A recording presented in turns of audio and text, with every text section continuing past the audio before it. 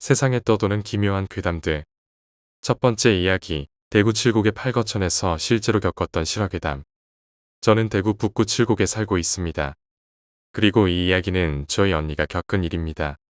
칠곡엔 팔거천이라는 개천이 칠곡을 가로지르고 있습니다. 팔거천 중에서도 모아파트에서 모중학교로 가는 쪽은 밤에도 사람이 잘 다니지 않는 데다가 가로등도 적어서 밤길에 다니기엔 으스스한 곳입니다. 특히나 안개가 자주 껴서 더욱더 으시시해요.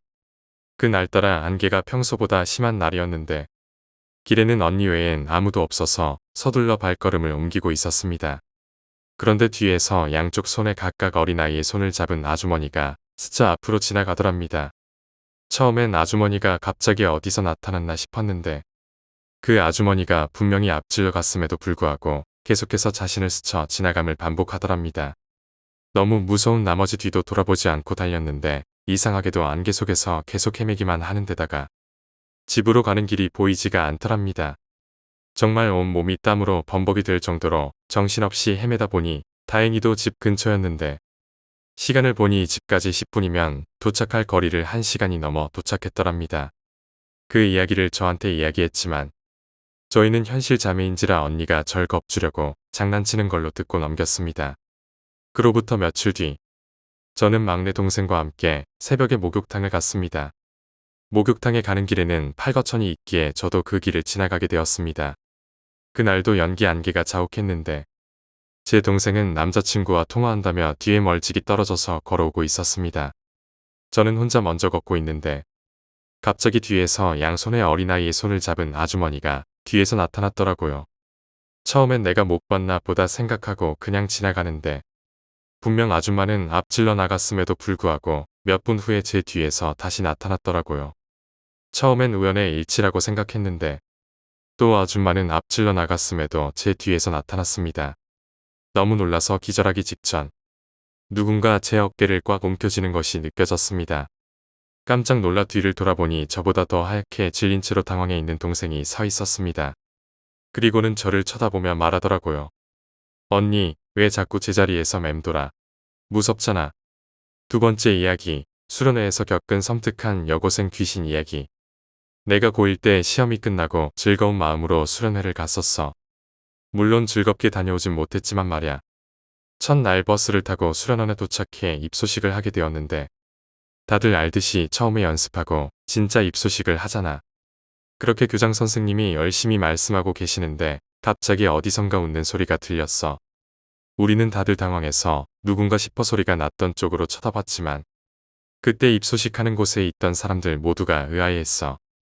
우린 남고였기 때문에 남학생들 뿐인데 분명히 웃는 소리가 여자아이였거든. 여선생님이라 해봤자 선생님들은 전부 단상 위에 계셨을 뿐만 아니라 교관도 전부 남자였어. 우린 그렇게 입소식 때부터 섬뜩한 기운을 느꼈어.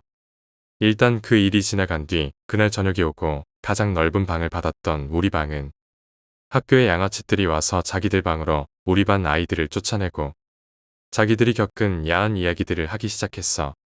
나도 열심히 듣고 있는데 그 중 한 명이 갑자기 저기 봐봐 창문에 여자 있다라고 말했어.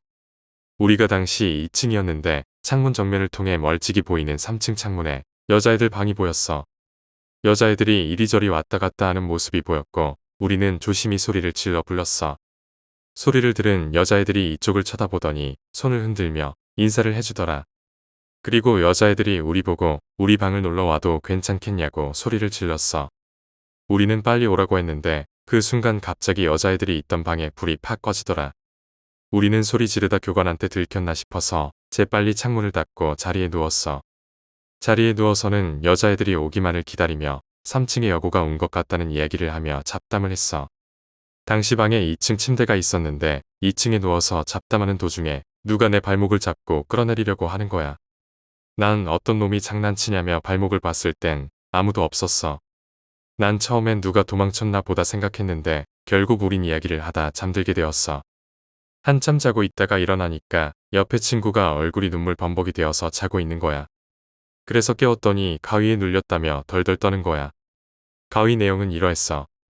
한참 자는데 방문 소리가 나길래 교관이 자고 있나 안 자고 있나 확인 왔나 싶어 생각하고 슬쩍 눈을 뜨길래 여자애가 4명 정도 들어오더란 거야. 그래서 몰래 오려다가 늦었나 싶어서 일어나려는데 몸이 안 움직이더란 거야. 그래서 그 여자애들을 다시 봤더니 애들이 정상이 아니더래. 다리가 부러져서 뼈가 튀어나오고 머리가 깨져서 피가 줄줄 흘러나오고 있는 그런 끔찍한 형상을 하고 있더래. 그러더니 2층 침대 위로 올라가더니 친구들 위해서 쿵쿵 뛰면서 자기들끼리 막 웃더니 가위 눌린 친구 눈앞까지 다가오더니 우리가 싫어? 라며 묻더니 얼굴이 막 일그러지기 시작하더래. 그리고는 친구 목을 부여잡고는 놀러오라면서 하며 소리를 악지르더랍니다. 그렇게 친구는 기절했고 해가 떴을 땐 아무도 없더래요. 그 이야기를 들은 저희는 무슨 그런 이상한 가위냐며 겁쟁이라고 비웃었습니다. 그리고 그날 아침 체조를 하고 밥을 먹은 저희는 여학생들을 찾으러 3층에 올라갔습니다. 근데 3층에 아무도 없길래 아직 아침 프로그램이 안 끝났구나 하며 다시 내려가는데 2층에서 반키 나눠주던 교관이 내려오는 저희를 보더니 너네 왜 거기 올라갔어? 라고 하길래 우리는 그냥 놀러 갔었다고 하고 3층 쓰는 여고는 어디 학교냐고 물었습니다. 그리고 교관이 한 말을 듣고 나서는 수련회 내내 덜덜 떨며 꼭 붙어 다녔습니다. 무슨 소리야? 여고는 없어. 그리고 저희는 혼날 것을 각오하고는 어제 있었던 일을 털어놓았더니 난감한 표정으로 한참을 고민하다가 말하더군요. 그 건물이 기역자로 되어 있다 보니 안쪽 난간이 가깝게 붙어 있어서 여고에서 놀러 왔을 때 그 난간을 타고 이동을 했다더라. 근데 그 쇠창살이 떨어지면서 4명 정도 떨어져 죽었다고 하더라고. 그 이후로는 개들 봤다는 사람이 많긴 해. 세 번째 이야기, 울산 소녀의 서울 자취 중 겪은 충격 사건. 난 울산이 고향이고 대학 때문에 서울로 올라왔어. 1학년 1학기엔 기숙사에서 지냈지만 기숙사 통금 시간 등으로 너무 갑갑해서 결국 학교 앞에서 자취를 하기로 결정했어.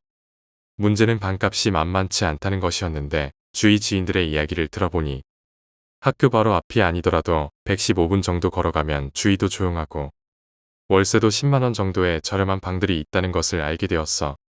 그래서 학교 앞 부동산이 아니라 친구가 추천해준 지역에 동네 부동산으로 향했어. 그날은 오전 강의만 있어서 강의 끝나고 방을 보러 가겠다며 부동산에 연락을 해두었고 아주머니도 그러라고 했어. 부동산에 도착해서는 원하는 가격대의 방을 이야기한 뒤 아주머니의 경차를 타고 방을 둘러보기 시작했어. 총 5개 정도의 방을 보기로 했는데 5개의 방 모두 마음에 드는 방이 없었어. 대부분이 공과금이나 기타 비용이 너무 심하게 나왔기 때문이었어.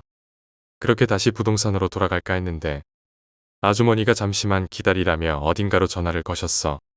그리고는 거기 방 조만간에 뺄 거라 그랬죠. 그럼 지금 학생 한 명이랑 보러 갈게요. 등의 이야기를 하다 전화를 끊으시고는 마침 좋은 방이 있는데 거주하는 학생이 조만간 이사 간다고 했던 게 생각났다며 거기 방을 보자고 하셨어. 이야기를 들어보니 공과금, 전기세, 가스비 등이 엄청 저렴했고 위치도 괜찮았어. 그래서 나는 당연히 좋다고 이야기를 드렸고 아주머니는 분명 마음에 들 거라며 운전을 시작하셨어. 그렇게 도착한 방이 방지였는데 출입문이 조금 허술하다는 걸 제외하고는 건물 내부는 매우 깔끔했어. 방도 3개에다가 다른 방에 비해서 크기도 꽤 큰 곳이더라. 아주 예전에는 새 식구가 살기도 했다고 했어. 하지만 좀 오래된 건물인데다 외진 곳이라 가격이 싸다고 하셨어. 아주머니가 현관 비밀번호를 누르고 들어가셨는데 마침 방 안에는 이삿짐이 꽤 포장되어 있었고 이 방에서 살던 학생처럼 보이던 내 또래 남자가 이사 박스를 정리 중이었어. 그리고 집주인은 안쪽으로 들어오라는 손동작을 했어. 여기 계약할 건 아니고 그냥 잠시 들른 거예요.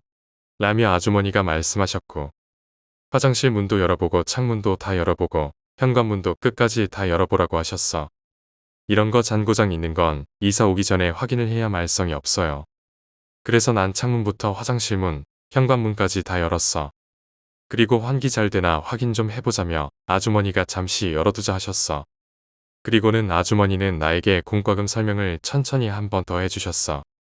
난 아까 들어서 알고 있다고 했고 아주머니는 이런 거 헷갈려하는 학생이 많다며 확실히 해야 한다고 하셨지. 그때 집주인 학생이 마실 거라도 좀 드릴까요?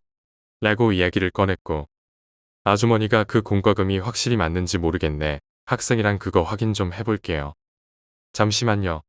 라고 이야기하며 내 등 쪽을 밀며 문 밖으로 나갔어. 집주인 학생은 말없이 냉장고를 계속 뒤지고 있었어. 그리고 집 밖으로 나오는데 내 등에 올린 아주머니 손이 매우 떨리고 있는 거야. 현관문을 나서자마자 아주머니는 내 손을 잡고 얼른 차에 태우고 문을 잠그고 시동을 걸었어. 나도 그제서야 뭔가 잘못됐다는 생각이 번쩍 들었어.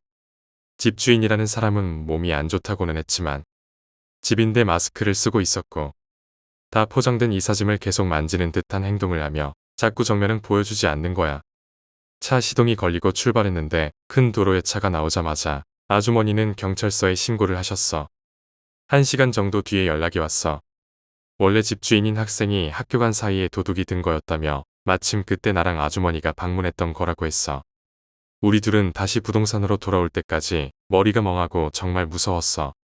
부동산에 도착하고 나서 아주머니가 같이 따뜻한 거라고 먹자 하셨고 나도 그러자고 했어.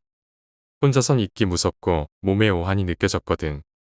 같이 밥을 먹으며 내가 아주머니한테 어떻게 알았냐고 물어보니까 그 건물은 여자 전용 원룸이야. 학생. 아주머니는 애초에 통화할 때도 아마 집주인이 없을 거라는 통화를 한 상태였고 그래서 문을 열고 들어갔을 때 누가 있는 걸 보고 남자친구나 오빠인가 생각도 했지만 행동이 너무나 어색하더란 거야. 혼자였으면 바로 도망을 가려고 했지만 내가 있어서 차마 그러지는 못했다고 하셨어. 그리고 현관문이나 창문 이런 걸 다 열어놓으면 해코지 못할 거란 생각에 일부러 활짝 열어두셨다고 했어. 나중에 듣기로는 마스크와 모자 때문에 범인이 잡히진 않았고 나는 다시 기숙사에 들어가기로 했어. 물론 다른 동네의 방을 얻을 수 있었지만 그런 엄두가 안 나더라고. 도둑과 같은 공간에 있었다는 자체도 정말 무서웠지만 정말 무서웠던 건 나와 아주머니가 차에 탑승하고 시동을 거는 동안 원룸 건물 모퉁이에서 우리가 타고 있는 차를 몰래 지켜보던 그 사람의 모습이 기억에서 지워지지 않았거든. 네 번째 이야기, 고향의 산신과 도토리 줍는 소년. 내가 초등학생이었던 무렵의 이야기이다. 나의 고향에서는 저녁이 되면 아이들에게 집에 돌아가라는 동네 방송이 나왔다. 방송이라고 해도 무미건조한 것이 아니라 저녁 노을 작은 노을의 멜로디가 스피커에서 지직거리며 울려 퍼졌다. 그렇지만 한참 놀고 있는 아이들에게 그런 방송은 잡음일 뿐이었고 방송이 울려 퍼져도 날이 저물 때까지 노는 것이 일상이었다. 하지만 지금 와서 생각해보면 그 방송은 어른들의 경고였다. 난 그날 혼자서 도토리를 줍고 있었다. 우리 마을에는 도로에서 조금만 벗어나도 산이 있었다. 그 산은 아이들에게 거대한 놀이터와 같았다. 바삭거리는 낙엽을 밟으면서 나는 예쁜 도토리를 찾아 걷고 있었다. 하나를 찾으면 주저앉아 그것을 줍고 근처에서 또 도토리를 찾아냈다. 그런 식으로 나는 계속 깊은 산속으로 들어가고 있었다. 나는 그때 도토리를 줍는 것에 완전히 몰두하고 있었다. 아이들은 종종 하나의 일에 집중하기 시작하면 주변은 전혀 눈에 들어오지 않게 되곤 했다. 그날 나도 그런 상태였던 것이다. 멀리서 저녁 노을의 멜로디가 들려오기 시작했을 때도 나는 전혀 신경 쓰지 않고 있었다. 벌써 시간이 그렇게 됐나 싶으면서도 조금 더 주워야겠다는 생각으로 도토리를 줍고 있었다. 얼마나 되었을까? 손에 든 비닐봉지에는 도토리가 가득 채워져 있었다. 나는 만족해서 자리에서 일어났다. 그리고 나는 그제야 주변이 어두워졌다는 것을 알아차렸다. 갑자기 차가운 바람이 내 겨드랑이 사이를 스치고 지나갔고 난 갑자기 불안해지기 시작했다. 집에 돌아갈래. 무서움을 떨쳐내려고 나는 소리내서 말했다. 하지만 목소리는 점차 떨리기 시작했다. 그리고 집에 돌아가기 위해 발을 내디뎠을 때 나는 내가 산에 어디에 있는지 모른다는 것조차 알아차렸다. 도토리를 줍는 것에 열중한 나머진 내가 어디로 가는지도 모르고 있었던 것이다. 그것은 나의 불안감을 더욱 가중시켰다. 따로 어디에 표시를 해둔 것도 아니었다. 산을 올라왔는지 내려왔는지조차 몰랐다. 난 한참을 생각하다 어느 동화를 떠올렸다. 헨젤과 그레텔. 빵을 뜯어서 표시를 하고 그것을 따라 돌아왔다는 이야기였다. 나는 거꾸로 도토리를 주워서 왔으니 도토리가 없는 쪽으로 가기로 했다. 지금 생각하면 어리석은 생각인데 당시 어렸던 나에게는 대단히 괜찮은 생각 같았다. 하지만 그것은 생각만큼 쉬운 일이 아니었다. 도토리는 어디에나 떨어져 있었고 해가 진 상황에서 도토리가 없는 쪽을 찾는 것은 불가능에 가까웠다.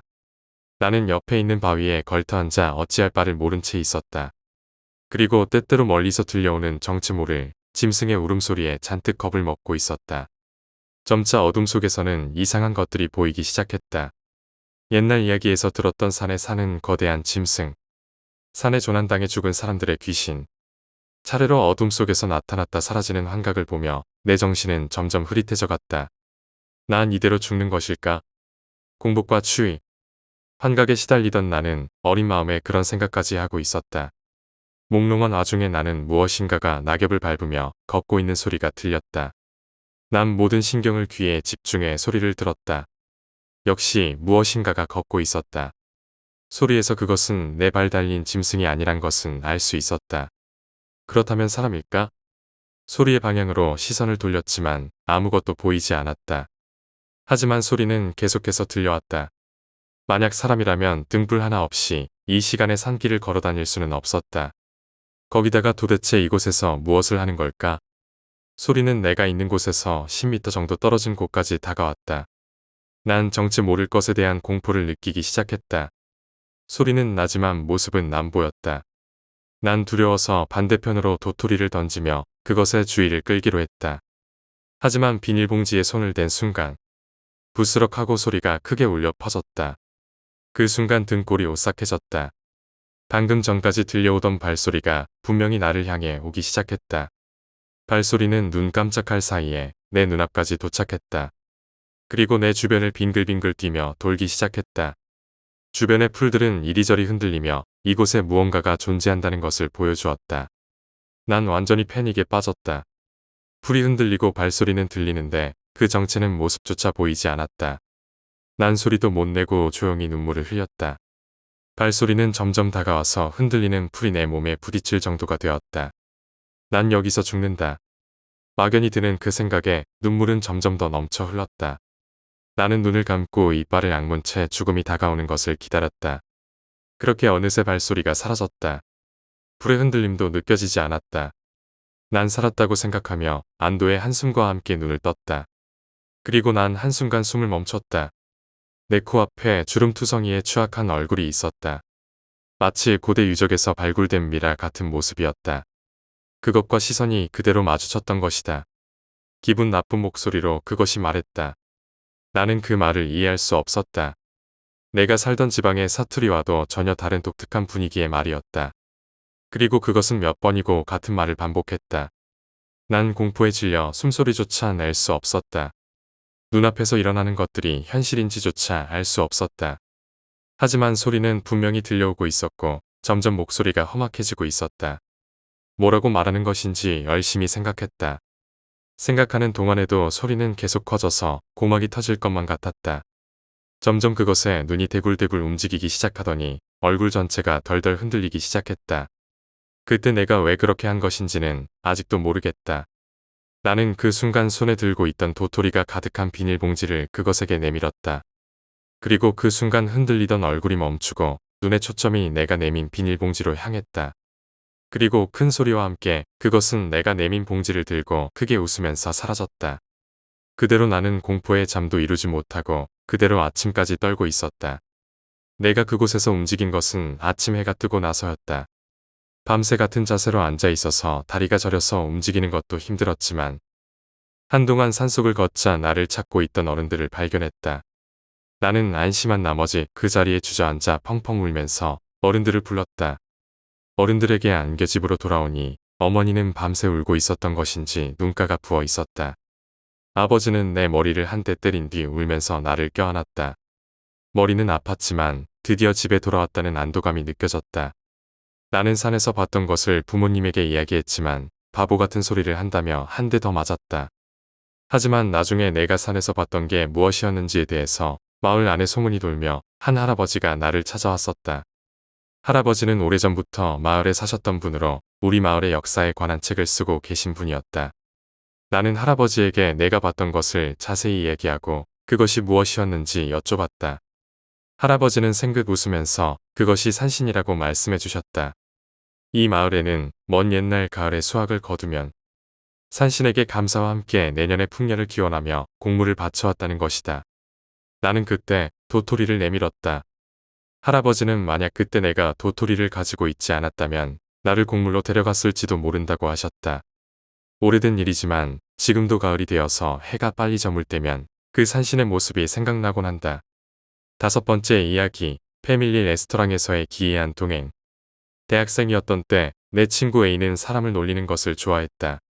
예를 들면 레스토랑에 모두 4명이 들어가서 점원이 4분이시네요. 라고 하면 A가 심각한 표정을 지으며 잘 보세요. 5명인데요. 라고 소리를 치곤 했다.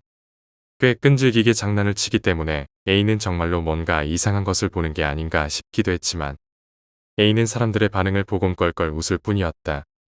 주위 사람들이 몇 번이나 그만두라고 충고했지만 A의 장난은 멈출 기미가 보이지 않았다.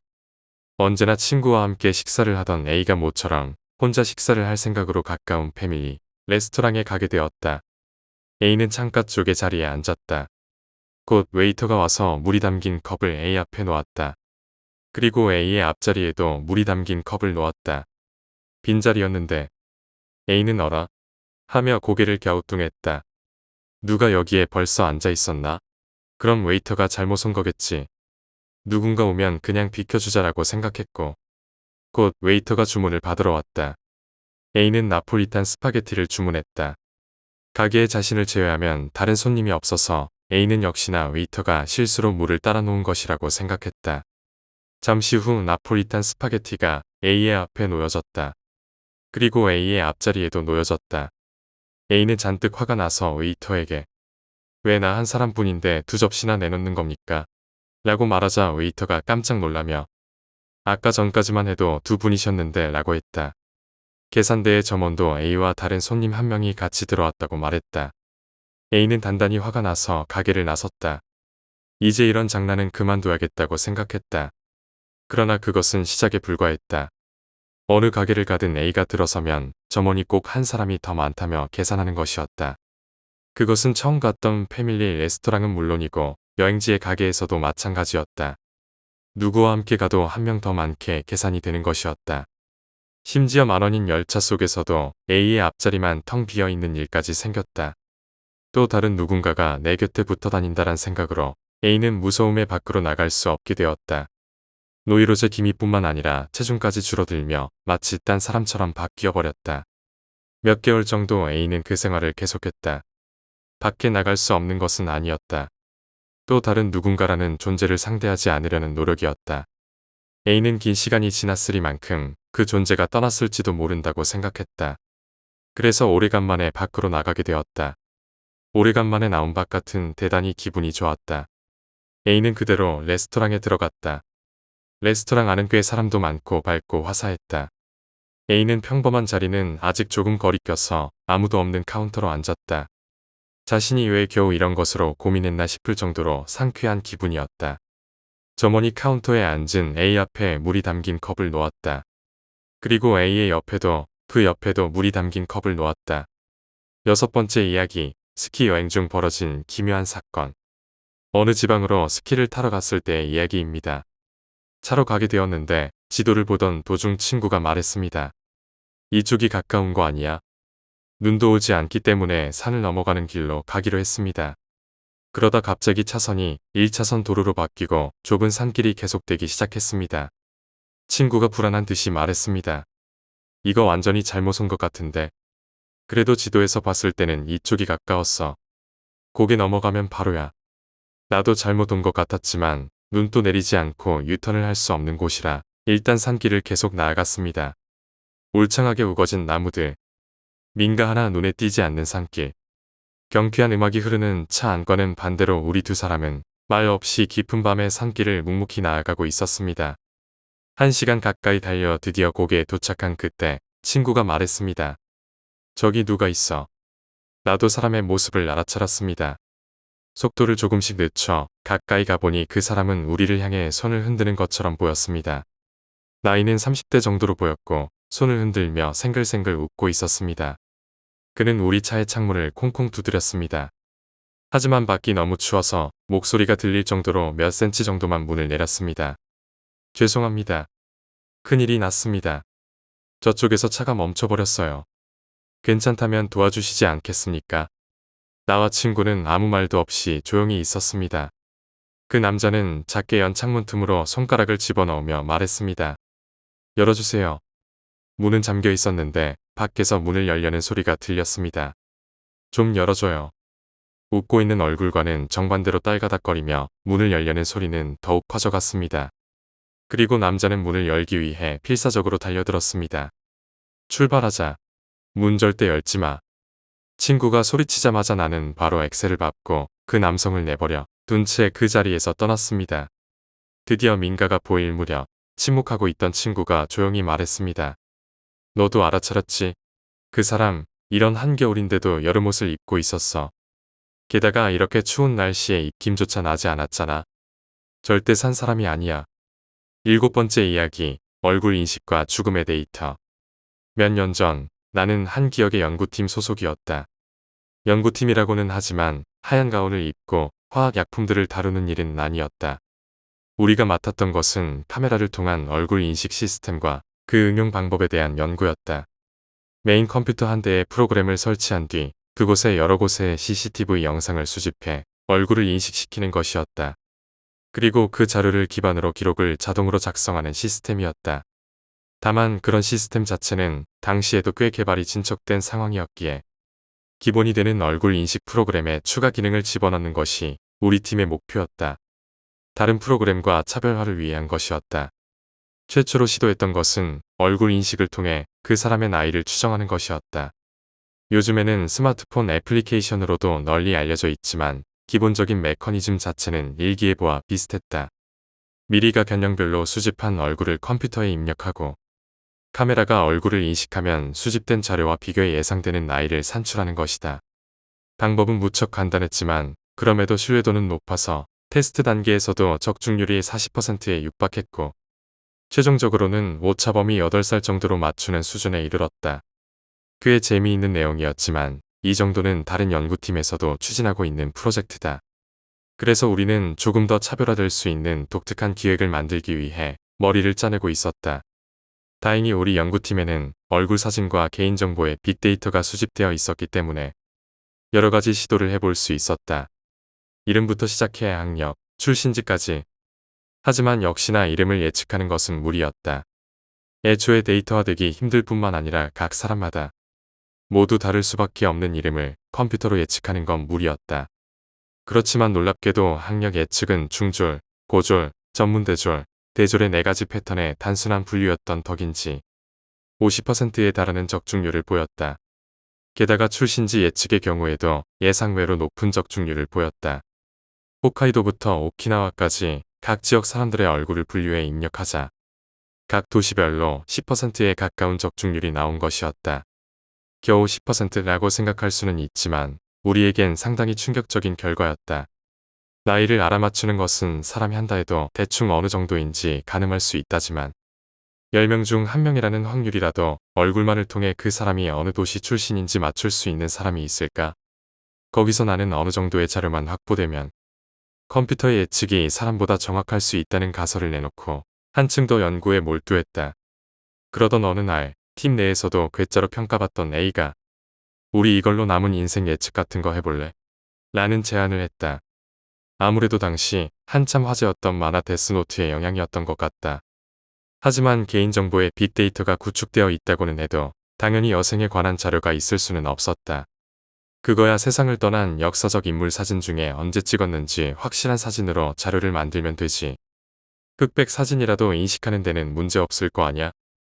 물론 컬러 사진에 비하면 인식률 자체는 떨어질지언정 메커니즘상 흑백 사진도 큰 상관은 없다. 하지만 그런 제한된 조건이라면 자료의 수가 너무 적다는 게 문제였다. 중요한 건 얼굴과 사진을 찍은 날, 그리고 죽은 날이 확실하기만 되는 거야.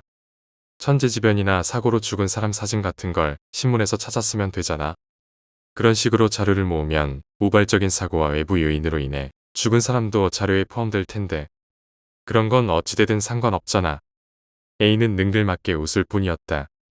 당초 내가 여생을 측정하는 시스템 구축이라는 말을 들었을 때 떠올린 것은 얼굴의 현재 건강 상태를 확인해 언제쯤 자연사할지 예측하는 형태였다.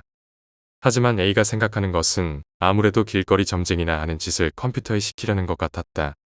이미 세상을 떠난 사람의 사진을 도구로 사용한다는 것이 조금 꺼림칙했지만 그 무렵 우리는 연구에 몰두해 의욕이 넘쳤기에 곧바로 작업에 착수했다.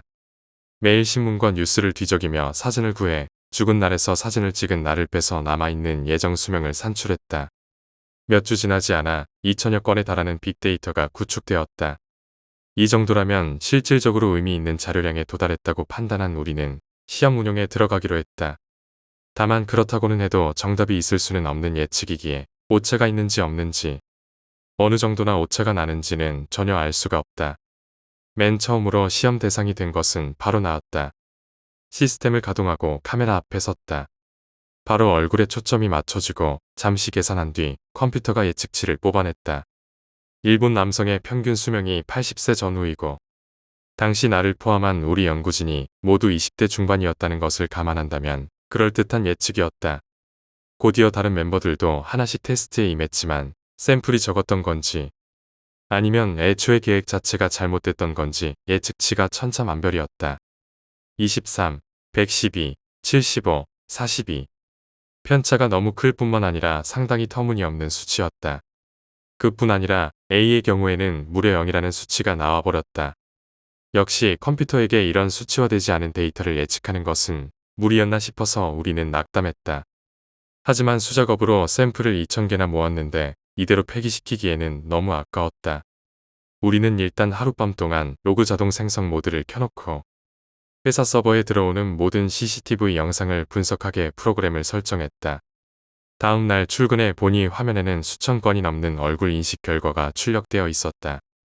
통계를 내보니 흥미로운 결과가 나왔다. 촬영 장소에 따라 추정되는 나이의 편차가 엄청나게 컸다는 것이다. 예를 들면 자료 영상 중 초등학교에 설치된 CCTV 영상의 추정 여생은 106년이었다. 전체 평균인 46년에 비해서 훨씬 높게 나온 것이었다. 반대로 처음으로 평균보다 낮은 수치를 기록한 것은 고속도로에 설치된 CCTV로 평균 38년이라는 수치가 나왔다. 그런 식으로 평균 여생이 가장 낮은 곳을 검색해 가니 두 번째로 낮은 것은 시내의 양로원이었다.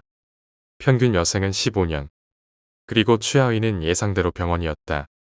무려 평균 여생이 4년이었다. 하지만 잠시 생각해보니 뭔가 이상했다. 아무리 아픈 사람이 잔뜩 모여있는 병원이라지만 평균치가 겨우 4년인 건 이상했다. 가벼운 부상으로 잠시 입원한 사람도 있을 거고 단순한 감기 환자도 있었을 것이다. 무슨 내로라도 난 게 아닌가 싶은 생각에 나는 로그를 열어 하나씩 확인하기 시작했다. 그리고 그 충격적인 자료를 보고 나도 모르게 소리를 지르고 말았다. 어떤 서식으로 자료가 쭉 나와 있었다. 하지만 그 사이사이에 34나 50 같은 평범한 수치에 섞여 결코 존재할 수 없는 값이 있었던 것이다. 여생 추정값이 음수로 되어 있던 것이다.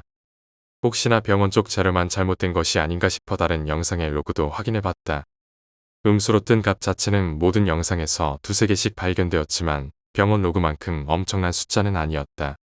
문자 그대로 해석하자면 여생 -3년이라는 것은 곧 죽은 뒤 3년 경과라는 것과 같은 의미다. 정상적인 양수 값으로만 평균을 내면 병원의 여생 예상치는 전체 평균보다는 낮지만 그래도 24년 정도의 수치가 나온다. 하지만 여생이 마이너스로 나온 자료가 극단적으로 많아서 여생의 평균치가 4까지 떨어진 것이다. 애써 냉정함을 유지하려 노력했지만 등 뒤로 식은땀이 흐르는 것이 느껴졌다. 그 후 팀원들을 모아 자료를 놓고 논의를 계속했지만 기분 나쁜 결론만 도출될 뿐이었다. 결론은 크게 두 가지로 나뉘었다. 애초에 여생을 추측한다는 것 자체가 불가능한 일이라 오차 범위가 말도 안 되게 커진 것뿐이라는 것이 하나. 그리고 다른 하나는 우리 주변에 실제로 여생이 마이너스인 사람들이 태연하게 활보한다는 것. 당연히 상식적으로는 첫 번째 결론을 받아들일 수밖에 없었다. 윗선에서는 얼굴 인식을 통한 건강 상태 예측을 하고 있었다고 대충 보고서를 쓴 뒤 이 프로젝트는 그대로 폐기되었다. 다만 그 후 내게 이 프로젝트를 결코 잊지 못하게 만든 사건이 일어났다. 시스템 테스트 도중 여생이 0으로 나왔던 A가 그 테스트를 하고 1년도 채 되지 않아 정말로 세상을 떠났던 것이다. 아침 출근 시간에 지하철 플랫폼에서 몸을 던져 그대로 자살했다고 한다. 그 소식을 듣자 온몸에 소름이 끼쳤다. 어떻게 컴퓨터는 그것을 예측할 수 있었던 것일까? 내 머리로는 도저히 이해가 되지 않는다. 컴퓨터에 입력된 정보는 샘플과 대상자의 얼굴뿐이다. 하지만 사실로서 A는 세상을 떠났다. 컴퓨터가 내놓은 예상치와 정확히 일치하는 해에. 나도 과학을 연구하는 입장이고 초자연적 현상이나 비과학적인 것은 믿고 싶지 않다. 하지만 이 사건 이후 나는 CCTV와 인파가 너무나도 무서워 견딜 수가 없다. 매일 수백, 수천의 사람들을 지나쳐가며 시선이 마주치고 엇갈려 간다. 그 사이에 이미 세상을 떠나고서도 몇 년이 훨씬 지난 얼굴을 한 사람이 없다고 단언할 수 있을까? 요즘 나는 병원 근처로 발도 들이지 않고 있다. 과연 나도 앞으로 60년 뒤 나는 세상을 떠나게 될 것인가? 그것만이 내게 남은 마지막 의문이자 실험이다. 8번째 이야기, 별장 알바 괴담. 작년 여름방학에 아르바이트를 했던 때의 이야기다. 작년 여름방학 직전, 나와 친구 A, B는 학교 게시판을 살피고 있었다. 그런데 그중 이상한 아르바이트의 모집 광고가 있었다. 그 내용은 피서지에 있는 별장으로 이사하는 작업. 3박 4일로 숙박 포함. 식비와 교통비는 별도로 지급함이라는 것이었다. 나는 이거 꽤 괜찮지 않냐? 라고 묻자 A는 전단지대로라면 그 별장에서 묵는 거겠지. 편할 것 같은데 전화해볼까? B 역시 피서지에서 지내면서 돈까지 받을 수 있다니 괜찮네. 이렇게 동의해서 우리는 깊게 생각하지 않고 전화를 걸었다. 전화를 받은 곳은 별장의 관리 사무소 같았다. 어째서인지 우리는 면접 같은 것도 거치지 않고 전화 한 통화만으로 즉시 채용되었다. 이때 수상하다는 것을 알아차렸어야 했을지도 모르겠다. 아르바이트 당일 우리는 이른 아침에 출발해 오전 중에 만나기로 약속하고 별장 근처의 역에 도착했다. 역에 도착하니 이미 우리를 맞이하러 온 차가 기다리고 있었다. 안에는 사람 좋아 보이는 40대 정도의 아저씨가 타고 있었다. 별장으로 향하면서 아저씨는 우리에게 여러 가지 작업 내용에 대해 설명해 주었다. 기억을 더듬어 보자면 장소는 피서지에서 약간 떨어진 곳에 있는 두 채의 별장이라는 것이었다. 건물이 노후되고 입지가 좋지 않아서 주인이 찾지 않게 되고 어차피 살 사람도 없을 것이라서 헐러버릴 예정이라고 한다. 그 안에 물건을 모두 옮겨내어 집을 쉽게 허물 수 있게 도우는 것이 우리의 일이었다.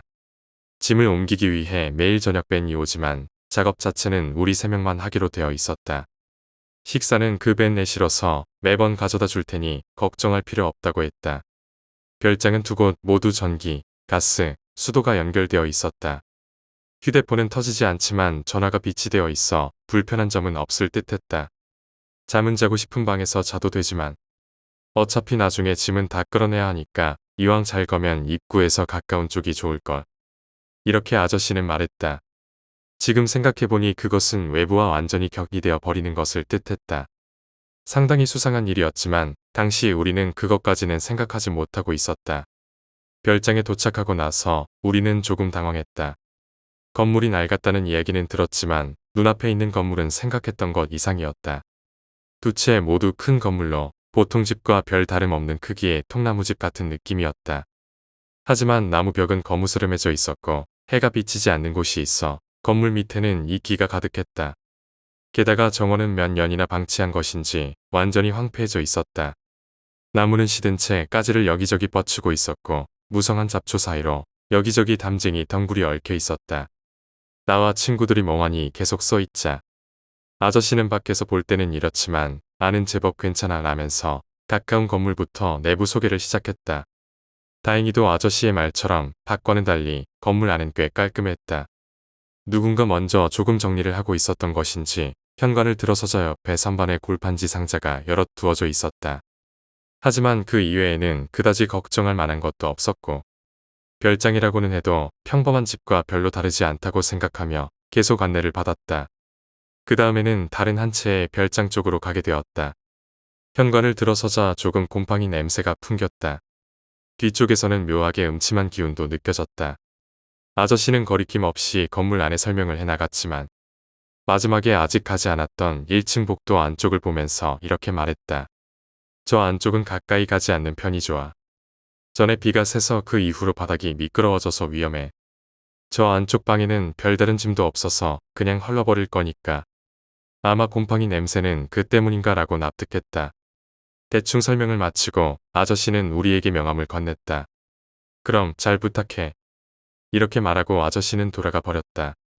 첫날은 오후부터 작업을 시작한 탓에 어느 정도 정돈되어 있는 첫 번째 건물부터 시작했다. 건물 2층에 짐을 1층으로 내려놓는 작업을 하고 저녁에 밴을 타고 온 아까와는 다른 아저씨에게 짐을 넘기는 것으로 첫날 작업은 끝났다. 우리는 곰팡이 냄새가 나는 집에서 자고 싶은 생각은 없었기 때문에 아까 작업한 건물의 거실에서 자기로 했다. 저녁 식사를 먹고 목욕을 하자 지쳐 있었던 탓에 금세 잠이 몰려왔다. 다음 날 아침 식사를 하고 있는데 비가 이상한 말을 했다. 저기, 어젯밤에 이상한 소리 못 들었냐? 뭔 소리? 라고 A가 반문하자. 밤에 잠이 깨서 화장실에 갔었는데 밖에서 무언가를 질질 끄는 것 같은 이상한 소리가 들렸거든. 왠지 기분 나빠서. 나는 비가 우리를 겁주려고 장난치는 것이라고 생각해. 너는 입만 열면 거짓말이냐? 라고 웃으면서 받아쳤다. 하지만 비는 진지한 얼굴로 장난이 아니라 진짜로 들었어. 나는 예상 외인 대답에 조금 당황했다. 그러자 A가 그럼 작업 시작하기 전에 잠깐 주변을 돌아보고 올까? 라고 제안했다. 식사를 마치고 우리는 A의 제안대로 별장 주변을 잠깐 산책하기로 했다. 하지만 주변을 거닐어 보아도 워낙 풀이 무성해서 지나갈 수 없는 곳도 있었는데다 딱히 눈에 띄는 것도 없었다. 결국 그 이른 비가 동물이 지나가는 소리 같은 걸 들은 것으로 일단락됐다.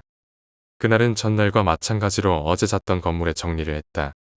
하루 이상 걸리지 않을까 걱정했지만 의외로 빨리 작업이 진행되어 그날 중으로 모두 정리하고 짐을 옮겨보낼 수 있었다. 그날 밤 내가 자고 있는데 옆에서 자고 있던 비가 나를 깨웠다. 비는 A도 깨워놓은 상태였다. 이런 밤중에 왜 깨우는 거야? 투덜거리자 비는 조용히 하고 밖에서 나는 소리를 들어봐. 작은 소리로 말했다. 나와 A는 뭐야 라고 생각하면서도 귀를 기울였다. 그러자 지익지익하고 무엇인가를 질질 끄는 것 같은 소리가 들려왔다. 나와 A는 서로를 마주보고 비에게 뭐야 저거 라고 물었다. 랜드 아냐? 그러니까 깨운 거 아냐? 동물의 소리라고 보기에는 무언가 지나치게 규칙적이었다. 저런 소리를 내는 동물은 도저히 짐작조차 할 수 없었다. 나는 조금 무서웠지만 A와 B에게 창문으로 바깥을 살펴보지 않을래? 라고 제안했다. A와 B 역시 나만큼 겁에 질린 듯했지만 소리의 정체가 마음에 걸렸던 탓에 우리는 창문 쪽으로 이동했다. 커튼을 조금 열어 밖을 보았다. 그러자 다른 쪽 건물 현관 쪽에 무엇인가가 보였다. 어두운 가운데 달빛추에는 밝은 빛이 없었기 때문에 무엇인지는 잘 보이지 않았지만 어린아이 정도의 사이즈의 무언가가 흔들흔들 흔들리면서 거무스름한 것을 질질 끌고 있는 것이 보였다. 우리가 숨소리 하나 내지 않고 가만히 그것을 바라보고 있자 그것은 스르륵 무엇인가를 질질 끌면서 건물 그림자 쪽으로 사라져갔다. 그것이 완전히 보이지 않게 되고 나서 2, 3분쯤 지났을까? 뭐야 저거? 내가 사람인가? 라고 물었지만 비는 저렇게 작은 사람이라면 어린애잖아. 어린애가 이런 깊은 산속에 게다가 한밤중에 있을 리 없어. 말도 안 된다고. 확실히 그 말대로였다. 그렇다면 저것은 무엇이란 말인가? 일단 확인하러 갈까? 하지만 나는 완전히 겁에 질려 있었다. 아니야, 어차피 내일 저쪽 건물을 정리하러 갈 거잖아. 그때 같이 확인하자. A와 B도 내심 무서웠던지 모두 그렇게 하자고 동의했다. 그리고 그날은 어떻게든 잠을 청했다. 다음날 아침, 피로와는 분명히 다른 이유로 우리의 다리는 무거웠다.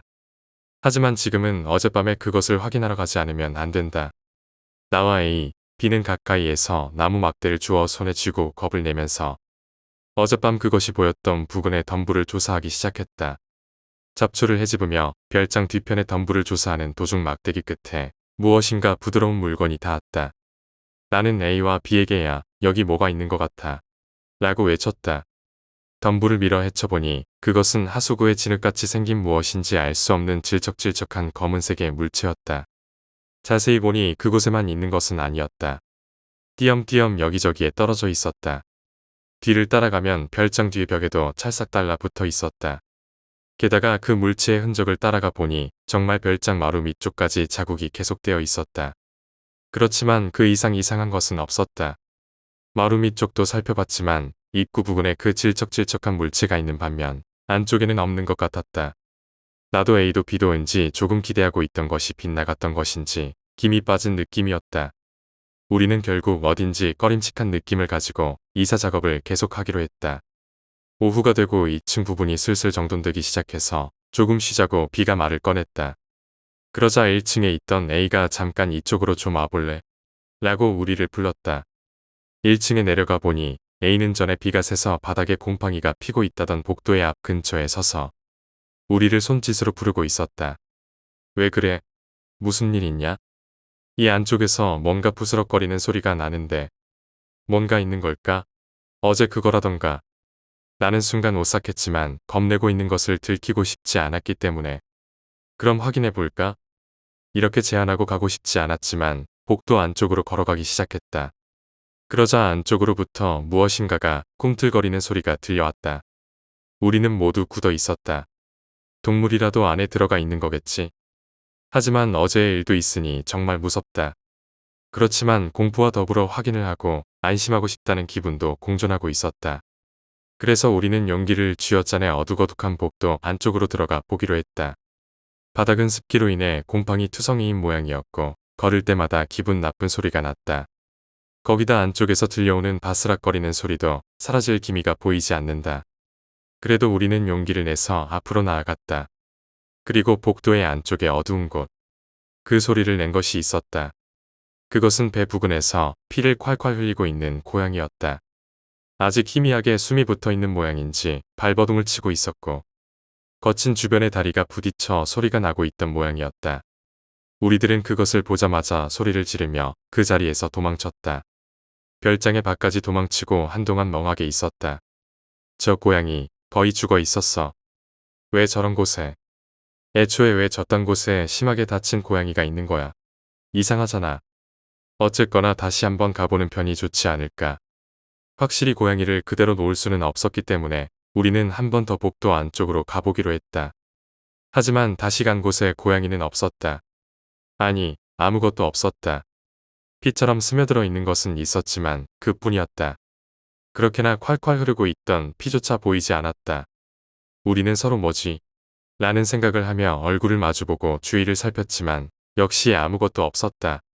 복도 안쪽에는 문이 하나 있었지만 자물쇠가 걸려 있어 꿈쩍도 하지 않았고 그 안에 있으리라고는 생각도 할 수 없었기에 우리는 일단 돌아가기로 했다. 나도 A도 B도 이유 없이 어쩐지 기분이 나빴다. 하지만 작업은 아직 남아 있었고 슬슬 정오가 가까워진 시간이었기에 우리는 무서움을 애써 가라앉히며 짐을 옮겨 내보냈다.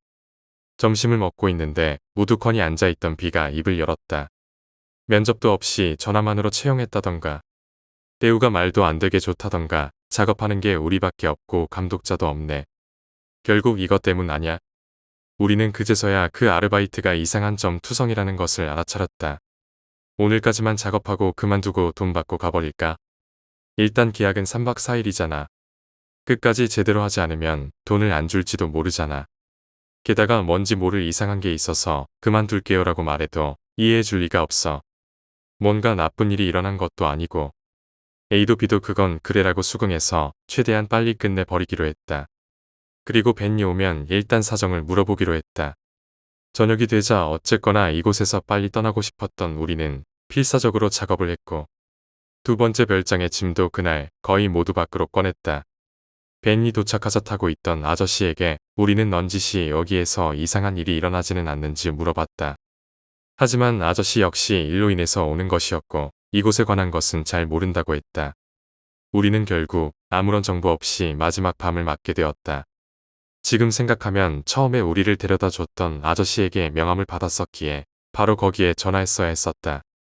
그리고 그날 밤 사건이 일어났다. 나와 A가 거실에서 몬스터 헌터를 하고 있는데 목욕을 하고 있던 B가 뛰쳐나와. 큰일 났어. 또 그 소리가 들려. 시간은 밤 10시 즈음이었다. B의 말에 의하면 목욕탕에서 나와 옷을 입고 있는데 탈의실 창문 쪽에서 어제와 같은 소리가 들려왔다고 한다. 그래서 당황한 나머지 우리에게 도망쳐 왔다는 것이다. 우리는 이번에야말로 소리의 정체를 밝혀내겠다는 각오를 하고 현관에 있던 손전등을 가지고 밖으로 나가기로 했다. 무서운 마음도 물론 있었지만 실제로 피해를 입은 것은 없었기에 호기심 쪽이 컸었다. 하지만 그것은 오산이었다. 밖에 나오자 어제와 같이 무엇인지 알 수 없는 것이 움직이고 있었다. 손전등을 비추자 그것은 그대로 옆쪽 별장으로 사라지듯 들어가 버렸다. 없어진 곳으로 가보니 별장 문을 잠가 두었는데 어째서인지 문이 열려 있었다. 어쨌든 거기에 가만히 서 있을 수도 없었고 무엇보다도 잠가뒀던 문이 열린 것이 걸렸기에 우리는 서로 눈빛을 교환하고 안으로 들어갔다. 안에 들어가자 원래부터 곰팡이 냄새가 나는 건물이었지만 그것 말고도 비린내 같은 이상한 냄새가 나는 것이 느껴졌다. 이상한 분위기 속에서 나는 복도에 불을 켜기 위해 스위치를 찾고 있었다. 그러다 나는 한 가지 이상한 점을 알아차렸다. 현관 옆 신발장 쪽 벽에 꽃병에 가려 보이지 않아 그간 알아차리지 못했던 것이 있었다. 분명히 부적이 붙어 있었다. 불을 켜서 주변을 조사해보니 거기뿐 아니라 복도 천장에도 부적이 붙어 있었다. 우리는 서로 얼굴을 마주보며 역시 뭔가 이상해라고 수긍했다. 그러자 그때 복도 안쪽 지난번 고양이가 있었던 곳에서 끼익하고 문이 열리는 소리가 났다. 그 안에는 그때 문이 잠겨 열리지 않았던 문밖에 없다. 그리고 복도 모퉁이 쪽에서 끼익 스르륵 하고 무엇인가를 질질 끄는 것 같은 기분 나쁜 소리가 들렸다. 우리는 겁에 질려 아무 말도 못하고 그 자리에 그저 서 있을 뿐이었다. 그리고 복도 모퉁이에서 무엇인가가 우리를 바라봤다. 우리는 숨을 들이켰다.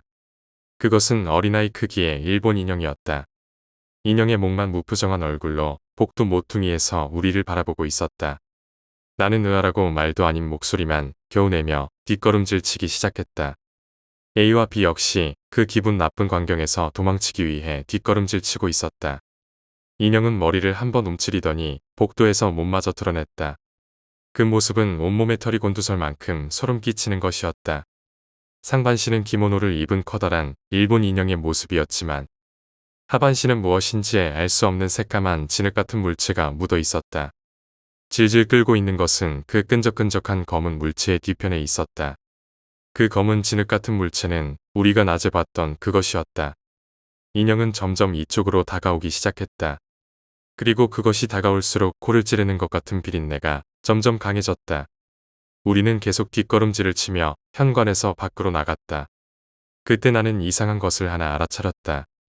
그때까지는 동요하고 있느라 그것까지는 알아차리지 못했었지만 이 인형은 무엇인가를 노래하며 다가오고 있었다. 귀를 기울이자 민요 중 공놀이 같은 노래였다.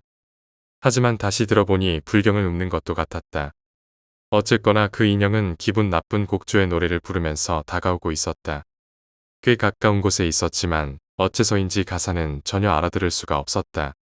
우리가 겨우 길가까지 나왔을 때 B가 나와 A에게 숲 쪽을 가리키며 외쳤다. 나와 A가 숲 쪽을 바라보자 이곳저곳의 덤불들이 부스럭부스럭 흔들리고 있었다. 마치 무언가 많은 것들이 이쪽으로 달려오는 것 같았다. 게다가 그 수는 점점 늘어나고 있었다. 부스럭거리는 소리에 섞여 인형이 부르는 것과 같은 곡조의 노래가 여기저기서 들리기 시작했다. 나는 A와 B에게 위험해. 도망치자. 라고 큰 소리로 말하고 그대로 전력으로 도망치기 시작했다. 우리는 온 힘을 다해 숨이 차서 움직일 수 없을 때까지 달렸다. 아마 1km는 달렸던 것 같다. 결국 지친 A가 좀 기다려. 라고 우리를 불러 세웠을 때에야 우리는 겨우 멈춰서 정신을 차릴 수 있었다. A는 숨을 헐떡이며 무서워서 도망치긴 했지만 어쩌지. 우리 짐도 두고 왔잖아. 라고 말했다.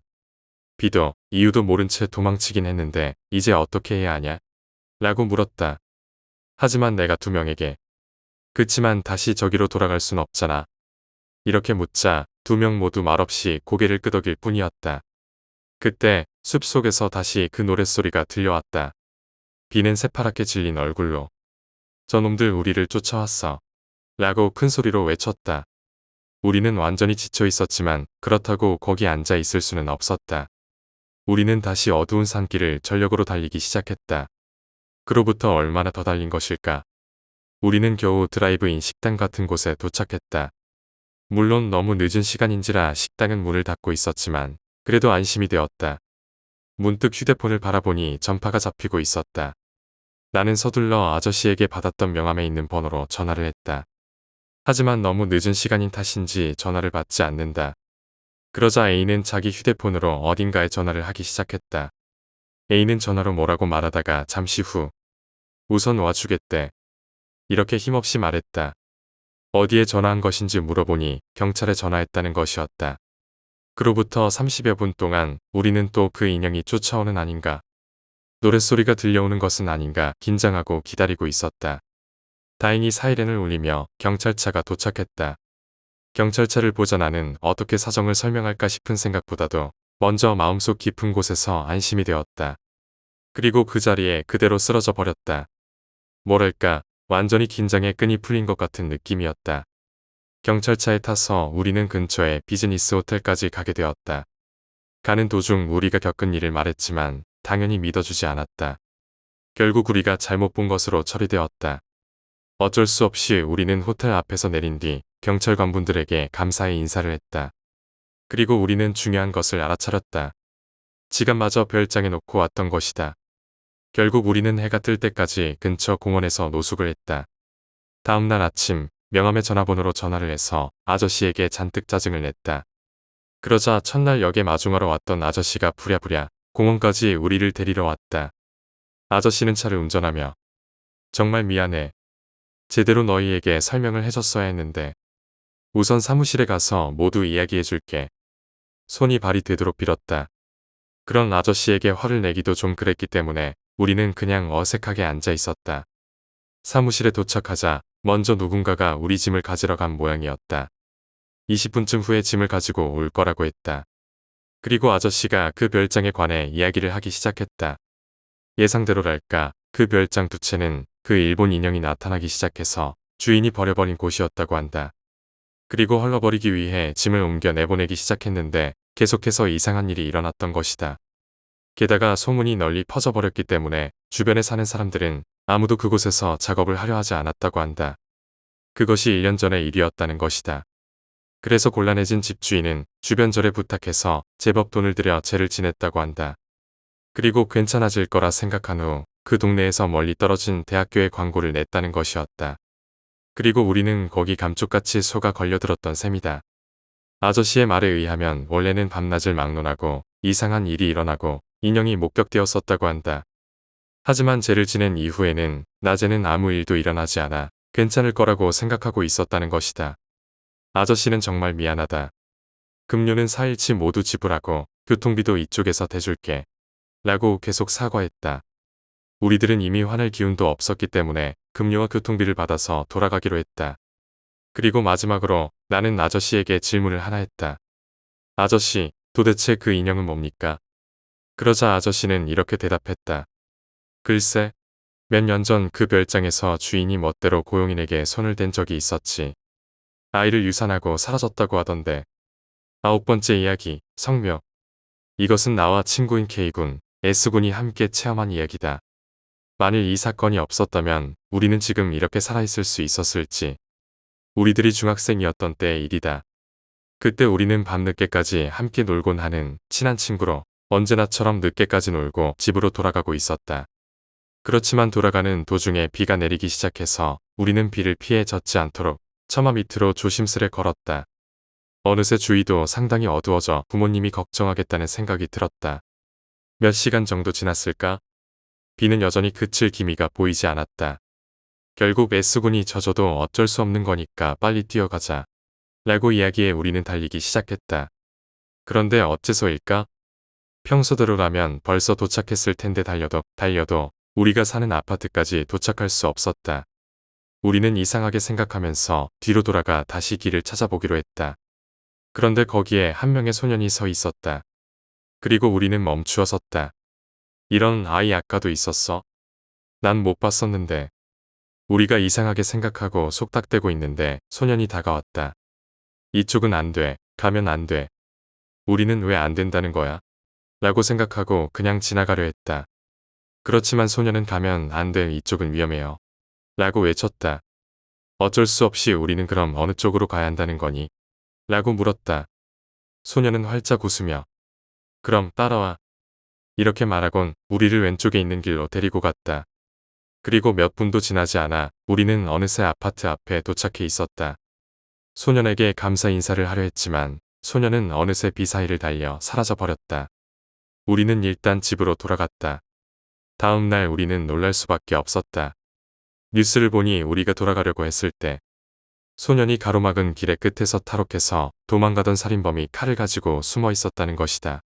그때 그 소년을 무시하고 지나갔었더라면 우리는 과연 어떻게 되었을까? 그리고 나중에야 알게 된 것이지만 그 소년은 바로 그 살인범에게 살해당한 것 같다. 그리고 그 소년의 꿈은 다른 사람을 지켜줄 수 있는 따뜻한 사람이었다고 한다. 소년은 자신과 같이 슬픈 죽음을 맞지 않게 하려고 우리를 인도해 준 걸까? 우리는 지금도 매년 그 아이의 무덤에 가서 성묘를 하고 있다. 10번째 이야기, 옆집 아줌마. 우리 옆집엔 늘 편찮으신 아주머니가 계셨다. 나와 가장 친했던 A형의 어머니셨다. 그분은 너무 말라서 광대뼈가 튀어나온 것처럼 보였고 키는 크셨지만 늘 구부정하셨다. 동네엔 친구가 저거 A형과 난 항상 붙어 다녔다. 그리고 가끔 A형네 집에 놀러 갈 때면 어김없이 라면을 끓여주셨다. 우리 집과 달리 맛이 너무 없어서 잘 안 가려고 했지만 A형이 외동아들인지라 굳이 안 가겠다던 날 자주 끌고 갔다.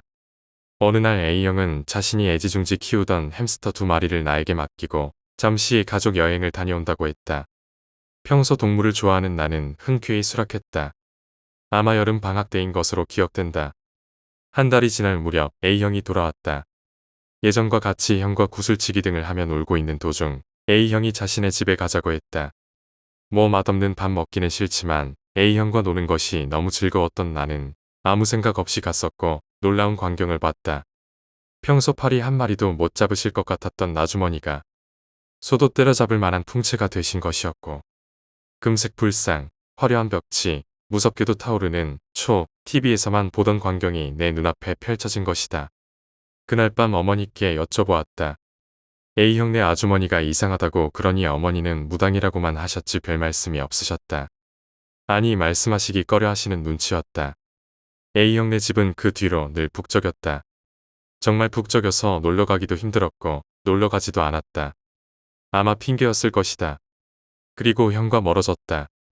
아니 그 집 사람들이 너무 무서웠다. 평소 귀가 밝은 나는 가끔 벽 사이로 희미하게 들리는 아주머니의 해괴망측한 아기인지 할머니인지 모르는 소리와 신음 등 정말 무서웠다. 그리고 항상 무언가를 태우는 냄새, 20년이 다 된 지금도 기억이 난다. 그러던 어느 날 저녁 해가 뉘엿뉘엿지고 있을 무렵 난 옆집과 우리 집 사이의 경계인 담벼락에 기대어 혼자 개미를 잡으며 놀고 있었다. 어머니께서 밥 먹으라고 나를 부르시는 소리와 함께 벽 너머에서 들리는 아주머니의 중얼거림이 들렸다. 난 괜찮지만 A만은 우리 A만은 제발. 그로부터 약 3개월 후 아주머니가 전 봐주신 대로 우린 아파트에 당첨되었고 원래 아파트에 관심 없던 어머니셨지만 무슨 이유인지 몇 달 뒤에 우리 집은 이사를 가게 되었다. 그리고 난 까맣게 잊고 있었다. 중학교에 입학한 나는 우연치 않게 그 예전 우리 동네에 지나갈 일이 생겼다. 오랜만에 봐서 그런지 너무 좋았다. 변하지 않았던 슈퍼, 빵집 골목 등. 허나 예전에 내가 살았던 집으로 갔을 때 난 놀랐다. 우리 집과 A형네 집이 없어지고 왼 동네와 안 어울리는 교회가 들어선 것이었다. 잠시 멍해졌다. 그리고 예전 아주머니의 중얼거림 기억이 되살아났다. 마침 건너편에 사시던 아주머니가 지나가시던 도중 나에게 아는 척을 하셨고 난 인사를 했다. 그리고 아주머니께서 그 집 불나서 다 죽었다고 말씀해 주셨다. 그리고 알게 된 사실은 우리 집이 이사를 서둘러 간 이유는 아주머니께서 안 가면 내가 죽는다고 하셔서였다고 하셨다. 11번째 이야기, 창문. 늦은 밤, A는 이상한 소리에 눈을 떴다. 무엇인가를 질질 끄는 듯한 소리가 창밖에서 들리고 있다. 길에 맞닿아 있는 집이지만 이 시간쯤 되면 사람들은 거의 다니지 않는다. 부모님이 여행을 가서 혼자 있던 그녀는 무서워졌지만 그 소리에 귀를 기울였다. 잠시 후 소리가 멈췄다. 그러나 다음 순간 커튼이 쳐져 있는 창문이 똑 하고 울렸다.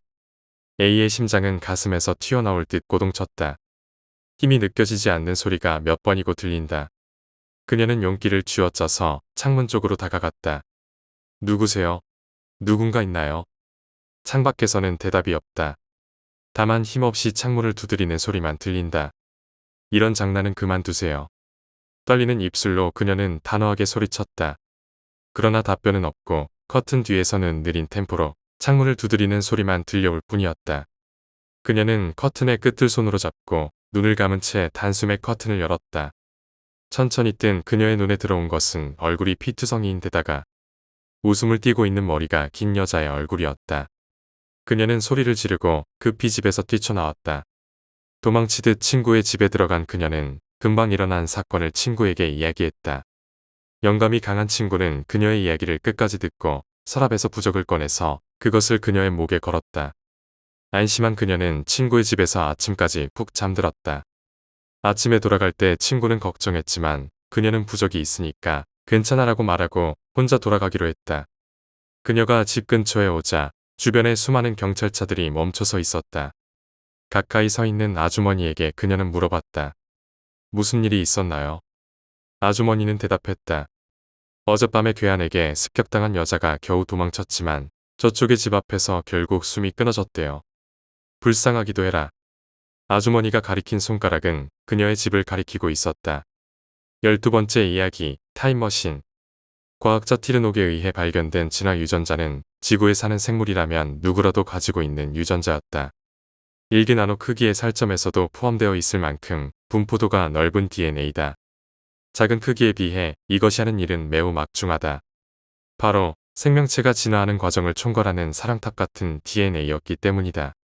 다시 말해서 모든 동식물이 환경의 변화를 감지하고 그것에 맞추어 신체를 변이시키는 진화는 지각된 환경에 맞추어 변화하라는 이 유전자의 지시가 두뇌에 도달되면서 일어나는 과정이라는 것이다. 사람들은 이것을 티르녹 게이트, 줄여서 TG라고 명명했다. TG의 발명은 혁신을 가져왔다. 말 그대로 혁신이었다. 이후 과학자들은 일정량의 그리고 규칙적인 화학적 자극이 TG를 촉진시킨다는 사실을 발견했다. 이 발견은 토대로 구축되어 왔던 인간 세계는 180도 바뀌었다. 지적으로도 육체적으로도 완벽한 인간들이 탄생하게 된 것이다. 30여 년 뒤 TG의 유전자 촉진으로 전 세계 인구의 78%는 모두 최적화된 육체를 가지게 되었다. 전국체전 수준의 러닝 페이스를 전 세계인들이 가지게 된다. 마을 앞 공원에서는 중, 고등학생이 길거리 농구를 하며 우습게 덩크슛을 성공시킨다. 그런가 하면 NBA에서는 정규 골대 높이를 50cm가량 높이고 3점슛 포인트 거리를 1m가량 늘렸다. 잉글랜드 축구협회는 국제축구연맹에 골대의 크기를 줄이는 청약서를 제출했다. 철인 3종 경기가 개선되기도 했다. 진화 유전자로 강화된 육상 선수가 처음으로 100m 달리기 9초 이내로 석권하면서 너나 할 것 없이 몸을 강화시키기 시작했다. 그뿐만이 아니었다. 인간은 두뇌를 50가량 활성시키는 데 성공한다. 기존 과학계를 이루던 이론들을 강화된 일반인들이 이해하고 질타하기 시작했다. 상대성 이론도 무너졌다. 핵융합과 우주과학 설립소의 연구원들이 가진 평균 IQ는 250대를 돌파했다. 모든 것이 완벽해졌다. TG 유전자는 어떤 물리적인 개체를 육체에 삽입한 것이 아니라 본래 가지고 있던 진화 유전자를 자극시켜 촉진한 것이기 때문에 시간이 지난다고 해소되는 것이 아니었다. 되려 이 유전자는 1세대 강화인들의 자식들에게로 고스란히 전해졌다. 환경 문제를 극복하는 방법, 분쟁 없이 문제를 해결하는 방법, 사랑의 본질이 무엇인가 이해하는 방법, 소수의 희생 없이 모두가 만족할 수 있는 방법. 인간은 인류가 추구해오던 모든 것을 손에 넣었다. 지구는 나날이 발전하고 쾌적해졌으며 사람들은 전쟁 없이 평화적으로 문제를 해결했다. 다툼과 분쟁은 없었다. 누구나 원하는 이와 사랑에 빠졌고 다수가 소수에게 굴복을 바라는 일 또한 없어졌다. 획기적이라고 할 수밖에 없는 사회 개념과 시스템들이 속속 고안되었고 나날이 발전하는 과학은 그것을 뒷받침했다. 그때 이 판국을 뒤엎을 영화 한 편이 개봉된다. 그것은 할리우드에서 제작된 평범한 남자와의 오후라는 로맨스 영화였다. 아름답고 똑똑한 한 여자에게 반해버린 한 남자의 이야기였다. 하지만 그 남자는 똑똑하지도 않았고 잘생기지도 않았으며 신체가 뛰어나지도 않았다. 마침내 그 남자는 여자와 사랑에 빠지게 된다. 그 영화는 전 세계의 센세이션을 불러일으켰다. 모든 인류는 TG로 이루어진 완벽한 외모와 운동 능력과 두뇌를 가지고 있었다. 모두가 완벽한 그들에게 무언가 부족하고 못난 사람이 주는 이미지는 상상 이상이었다. 남자 배우는 히트를 치고 대배우로 자리매김했고 그 이후부터 모든 여자들의 이상적인 남편감, A는 평범한 남자, 못난 남자가 되어버렸다. 이후에 이번에는 평범하고 못난 여자가 뛰어난 남자와 사랑에 빠지는 소재를 다룬 그래도 사랑할 수밖에가 연이어 히트를 치면서 모든 남자들의 이상형은 평범한 여자, 못난 여자가 되어버렸다. 하지만 추녀는 이제 희귀한 존재였다. 생존 경쟁에 필요한 아름답고 깔끔한 외모, 세계 평균 IQ 150. 과거였다면 종합전국체전에 출전할 만한 운동 능력 등 모든 지구인이 TG의 영향 아래 너무나도 완벽한 인간이 되어버렸기 때문이다. 조금이라도 수수하고 못나 보이려는 시도가 줄을 이었다. 여고생들 사이에서는 덧니 만들기가 유행했다. 그래도 사랑할 수밖에 여주인공이 가진 이그러진 치열이 폭발적으로 유행하기 시작한 것이다. 그 밖에도 머리숱 적어 보이는 법이나 사팔뜨기 눈을 만드는 법도 관심을 받기 시작했다. 문을 닫을 판이던 성형외과도 새로운 기법에 다시 사람들이 미어터지기 시작했다. 원청이 수술, 곰부 수술, 주름 수술 등이 그것이다. 패션 감각도 달리 주목되기 시작했다. 파리 콜렉션에서 실제 사람들이 며칠 동안 입은 추리닝으로 워킹을 선보인 달 뿌디아르가 극찬을 받으면서 꾀죄죄한 패션, 지저분한 모양새의 옷이 선풍적인 인기를 끌었다.